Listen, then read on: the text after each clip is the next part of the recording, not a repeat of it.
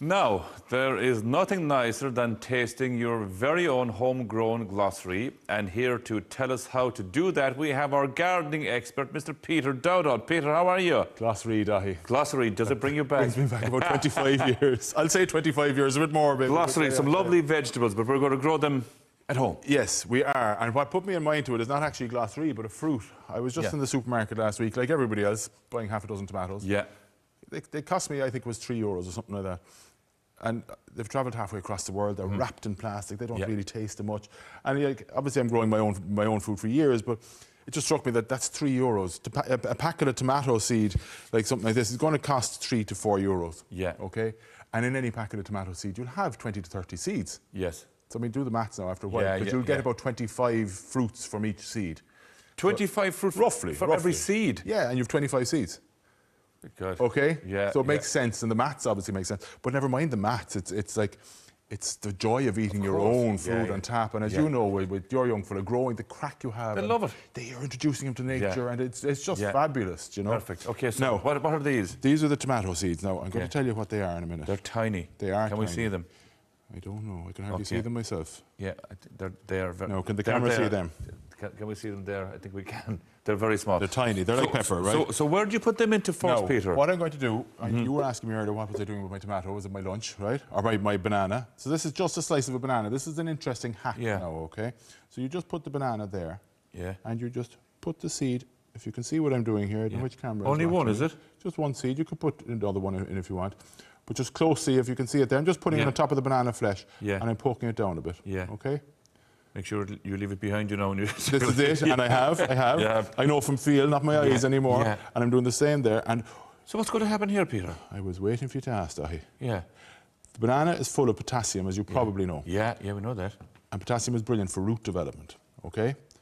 So with a lot of cuttings, and particularly tomato seeds, it will promote and expedite, if you like, germination. Yeah. So you just leave it like that? Pretty much. And you can put a small dusting of compost over it in a while if you want. Now, this compost, I've mixed a lot of this stuff here in with it, so that's vermiculite. Yeah. Okay, that's going to aid, again, root development and drainage to stop it getting too wet, okay? So where would you leave that then, Peter? Would you leave that on your windowsill? At this time of year, it would have to be indoors, Indoors, and relatively warm, so like your kitchen window or something like that. So how long before you see results, Peter? You'll see germination depending on the temperatures. Like if it's an unheated glass house, it's probably still a bit too soon. So if it's a heated kitchen window, you see germination within a week or two. Yeah. You start your plants and you'll be eating it later on this summer. And does the banana just kind of decay?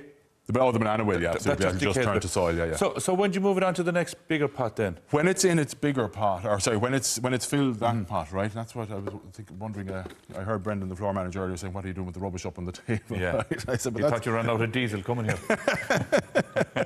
But that's actually going to be my wall hanger. I'm going to tie that to the wall, right? Fill it with soil. First of all, I'm going to pierce a couple of holes here, right? So it's going to be my plant hanger. Okay. And I'm going to put my tomato into it, because the tomato that I'm growing here, it's a tumbling form. Yes. So what a tumbling form is, basically, it's a trailing form. You can see it there in the picture, hopefully. And Peter, can I ask you, what type of wall will you put it on? Will you put it on the wall that'll get a lot of sun? Absolutely. Yeah. Absolutely. South-facing, as much sun as possible. Pretend we're in Portugal. Yeah. And so I'm going to plant it on top. There's no point doing it yet, because there's nothing to see. And it's going to fall down the side. You won't see the plastic. You can still wash it out and put it back into the recycle return thing. Roughly, how long will it take to put it from here into there?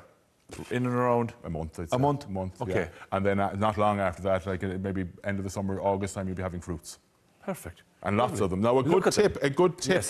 That's a great hack, Peter. A good tip for you is whenever you're planting, like, it's none of this growing your own food is difficult. None of it's rocket science. It is time consuming. But what about prati? Is this the good time for the prati? Yes, it is perfect for your first and early potatoes before Patrick's Day traditionally, right?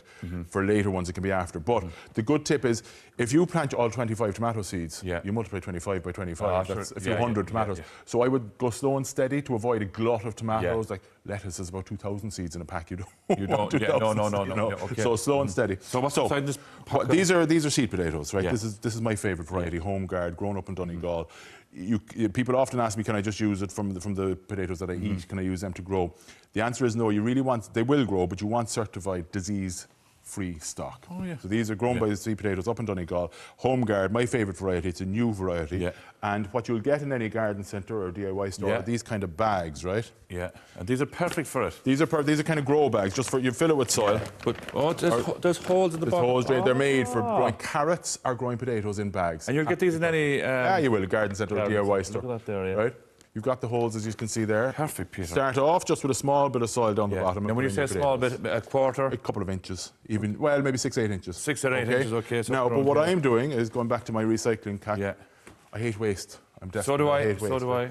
So these are the Hessian sacks that my seed potatoes come in. Yeah. Right. So I've got my 20 kilos of spuds. So I can use this. So again, there's no plastic or anything in it. It's not going. I think it'd be criminal to throw that out. Anyway, so put in. You can see there what I've about 6 or 8 inches of compost gone in there, if you can see it. And I'm just going to position. You'd only put about 3 potatoes into this bag. So there's 1 potato. Yeah. So they're going to stay in this bag until you take them out to eat them. Correct. Now you see that I should have showed you before I put it in. You see the buds are beginning to chit already, okay? Some people would let them chit for a bit longer. Chit just means to develop the stem a bit longer. There's for and against it. I don't want to run out of time. So you're going to bury them, you're going to put soil in on top, is that right? Yeah, small bit of soil on top, but only a small bit. You don't fill the bag. Then as it comes up, you keep filling it, so that in the end the bag will be full. And come here, how many potatoes will you have out of those 3? You'd have a good few dinners. You'd have around, I'd say, 3 or 4 dinners, yeah. You'd have about 6 or 7 out of each, would you? Oh, at least. At least, potatoes out of each. That's a good one. Yeah. And where should you store that, Peter? Outside, no, it's fine. Outside, Perfect. done and dusted. Okay. Can we just go on to the peas? We can, of course. Peter? I wanted to plant some peas as well. Peas or beans. And again, you see, if somebody's got, you saw the tomatoes where you couldn't even see them. Yeah. Peas and beans are very easy to see. Now, these are beans. These are a runner bean, and it's a climbing bean. And you can see there the picture. It's a lovely kind of purpley one, because I think if you're growing beans, it's lovely to have a bit of colour. It is, it certainly is. And if you've only got a very small space in your garden, maybe an apartment balcony, right? What I'm going to do, you can just grow all the beans or peas, whatever you go for. All you're going to need in one pot. Just get yourself, and again, you'll pick this up in any garden centre, a nice ornamental obelisk. An obelisk. Like this. You could do this with bamboos. Just make a little wigwam. Right? Could you use these for raspberries as well? Nah, you could, but no. It's better for twining plants, right? And quite simply now, Dahi, all you do is get your seed, make a little hole, plonk it in, about 1 inch deep. And that's it.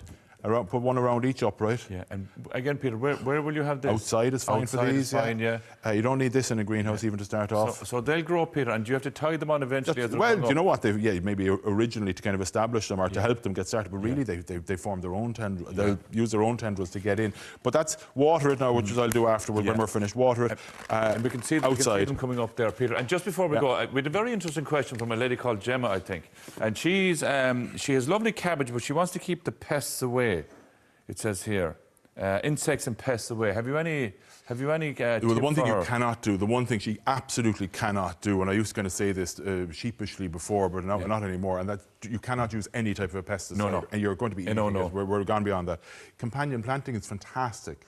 So what companion planting is, and it's particularly apt for things like this, is where you in fact, you grow things like marigolds, right? So what marigolds will do is, you could eat them in a salad if you want, but they will deter green fly and black fly and all these type of aphids. So we would plant them in amongst the cabbages. So they'll stay away from the cabbage and they'll go for the marigold. Correct. Nasturtium then is a control plant that we would, the marigold will keep them away, the nasturtium will draw them to them, so that will draw them away from the cabbages. Peter, absolutely fantastic. Thank you so much for coming in. Pleasure. As always, perfect time of year to be doing it. If you have any questions at all for Peter, please do email us today@rte.ie.